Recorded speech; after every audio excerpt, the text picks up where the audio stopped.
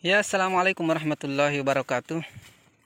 Selamat berjumpa kembali teman-teman, para pecinta tanaman atau pembudidaya tanaman kakao.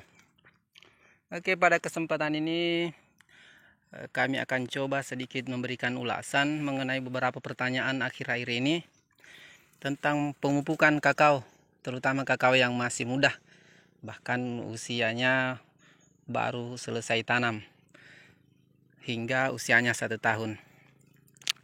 Oke, kami akan mengkajinya berdasarkan hasil daripada penelitian dari salah satu perusahaan yang bahkan mungkin kami melihat acuan dari beberapa perusahaan yang menangani masalah tanaman kakao ini, itu kurang lebih hampir sama dengan metode pemupukannya.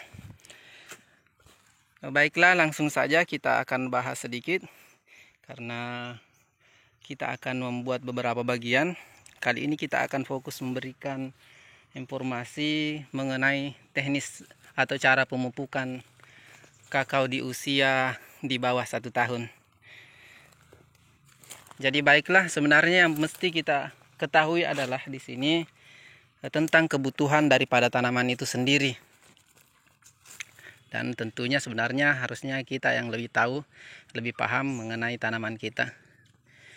Namun berdasarkan hasil kajian dari beberapa sumber, terutama dari perusahaan, kami akan coba berbagi berdasarkan hasil penelitian mereka.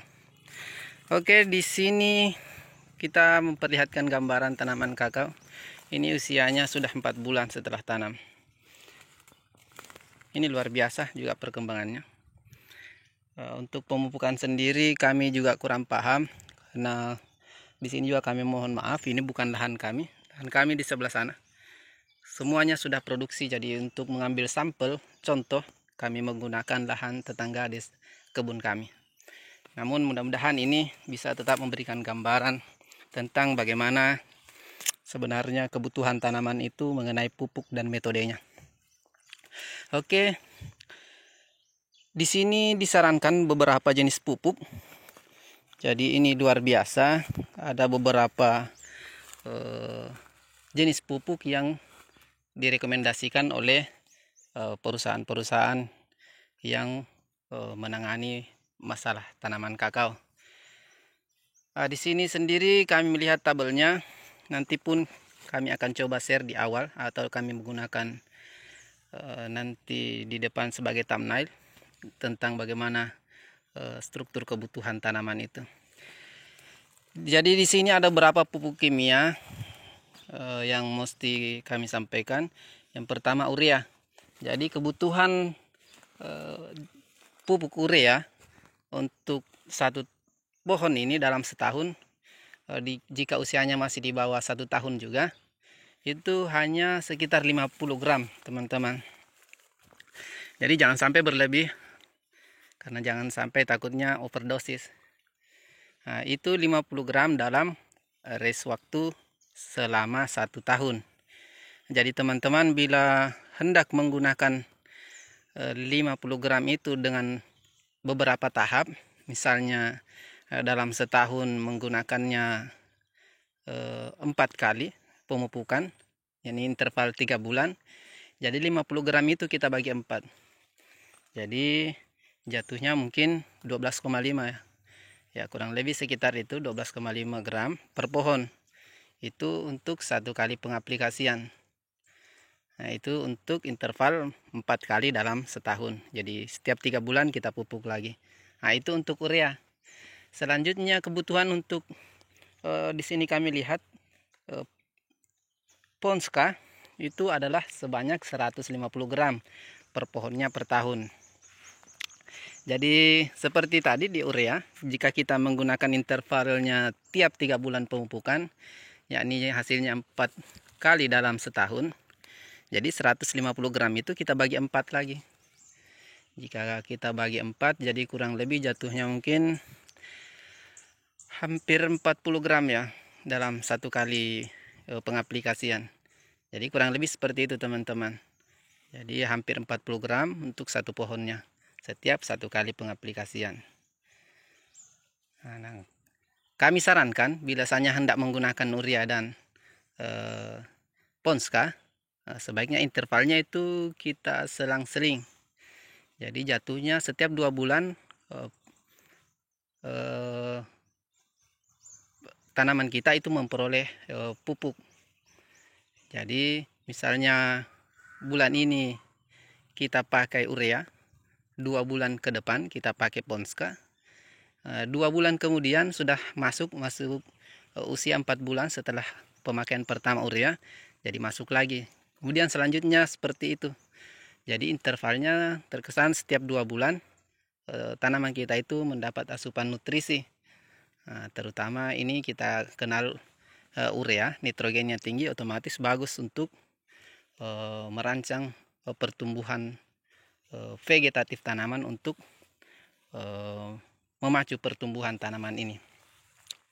Kemudian unsur lain juga kami lihat di sini. Di sini ada fosfor dan juga kalium, di mana masing-masing itu sama sekitar 50 gram per pohonnya. Jadi ini mungkin bisa kita aplikasikan bersama dengan urea. Bila misalnya teman-teman memiliki KCl dengan SP36, pupuk fosfor ini.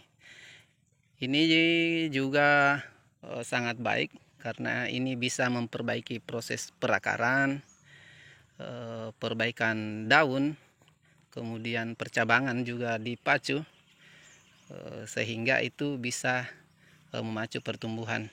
Meskipun sebenarnya di pupuk Ponska atau NPK Ponska itu sudah mencakup seluruh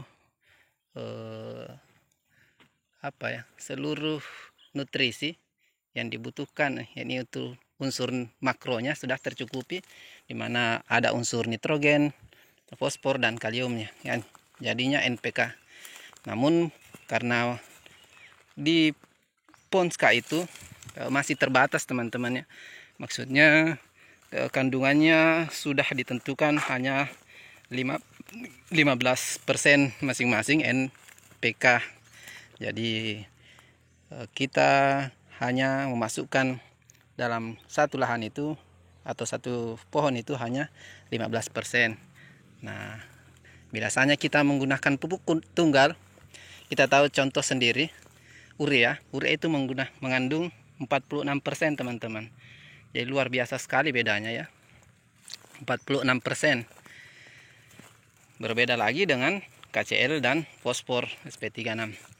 Jadi kandungannya pasti lebih tinggi, sehingga mungkin itu bisa memacu lebih cepat lagi tanaman kakao kita untuk lebih berkembang. Jadi sana kami perlihatkan usianya sudah 1 tahun.